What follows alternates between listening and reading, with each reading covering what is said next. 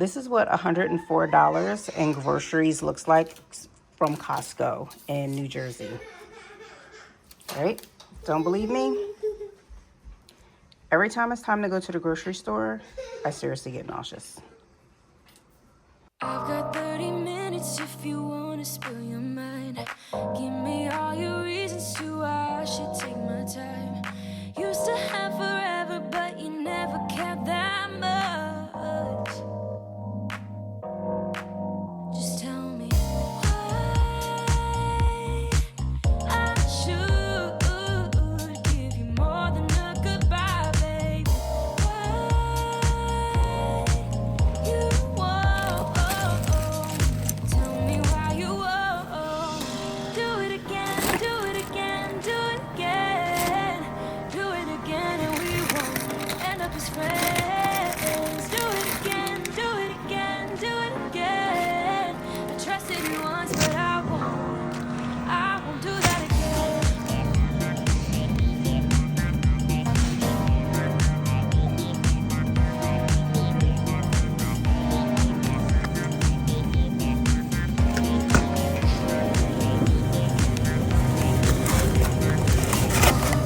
Seconds if you want to be your best.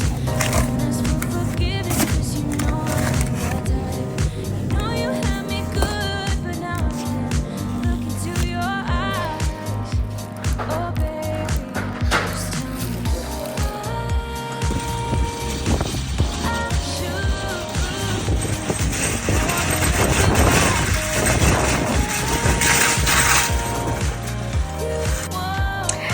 Voiceover, oh my goodness, crazy, right? So I wanted to just give you a little bit of information on how I break down all of my food and store it away for the month for easy cooking. With the salmon, I like to get at least a whole piece of salmon, which is usually anywhere between 3.5 to 4 pounds. I soak it in salt water for about a good 5 to 8 minutes to get all the oil out of it. And then I like to portion it into fillets, as you see here. This is my first time using this press and seal. I'm not really fond of it because I feel like it's a lot of waste, as you can see. Maybe I'm doing it wrong, but I prefer good old saran wrap and then put it in Ziploc bags. So I probably won't be buying this anymore. But anywho, so as you can see, you can just press it into individual portions and then cut those fillets separate, so that in the event that I choose not to cook that night, if my daughter or my husband wants to take out a piece of salmon, they could, and just pop it in the convection oven, and it's easy cooking.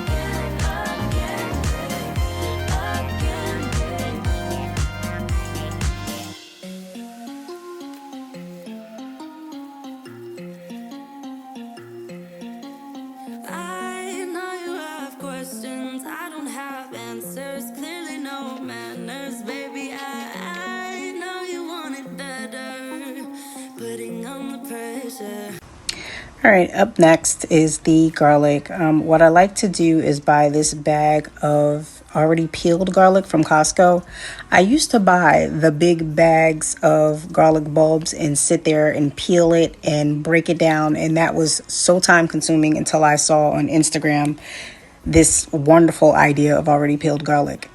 What I like to do is I like to cut that little end piece off where it grows, and then I take my garlic bulbs and I like to separate them into large bulbs, medium bulbs, and small bulbs.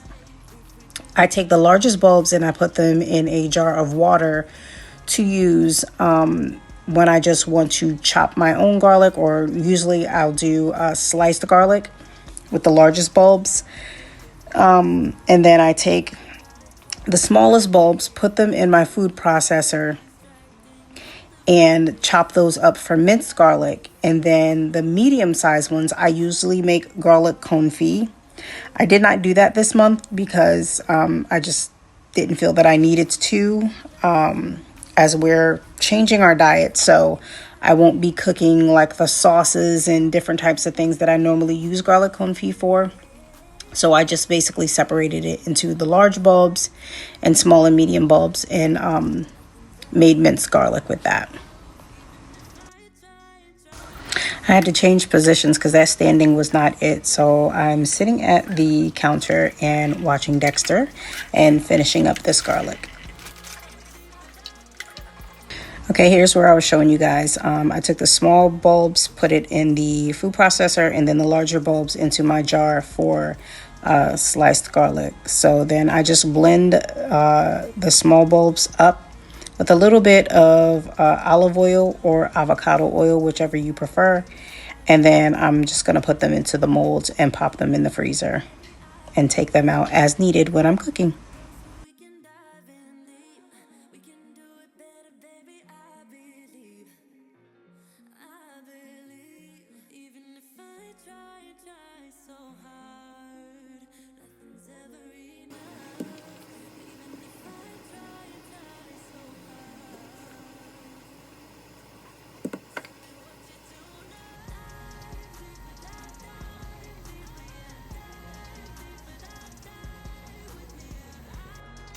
So I did my regular mold that I normally do, and then I put it in this one thinking that would finish it off, but it didn't. These are obviously smaller than this, and then I just put the rest in a Ziploc bag and did the little cut so it'll be easily breakable. These are smaller than these, so if you need a smaller portion, you can use these. If not, use one of those. Okay, now for the meat. I always normally just break down all the meat that I get from the store. I got really lucky because Aldi's had a sale on all of their meat, and it was 50% off. I normally buy these big packs of meat anyway and break them down because they're about 5 pounds each. And I just get one, and that lasts us the whole month. But again, because it was 50% off, I had to get two. So I decided that I was going to make a few different types of things for the month, which would make it easier to just cook by just pulling out already prepped meat, and just make things easier for myself and my daughter when we cook. I decided that I was going to make beef meatballs, Salisbury steak, cooked ground meat, and then just a couple extra packs of just uncooked ground meat. And we can decide what we want to use that for at a later date.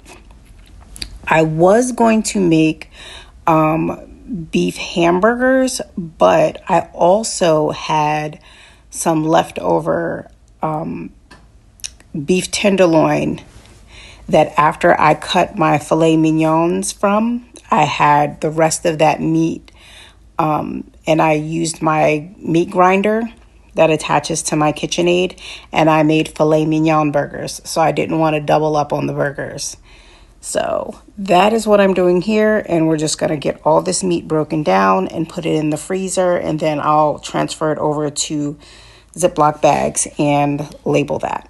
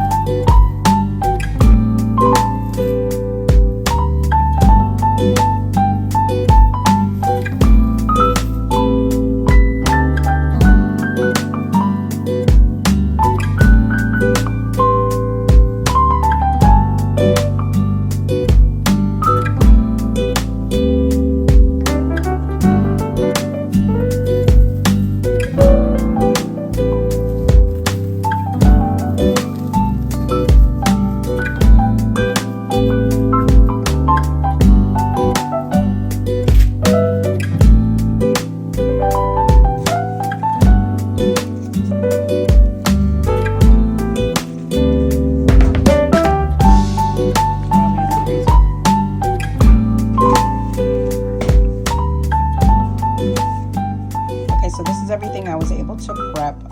I've had, I believe it was like 3.5 pounds of fresh Atlantic salmon, and I got about 8 fillets, nice sized fillets out of that.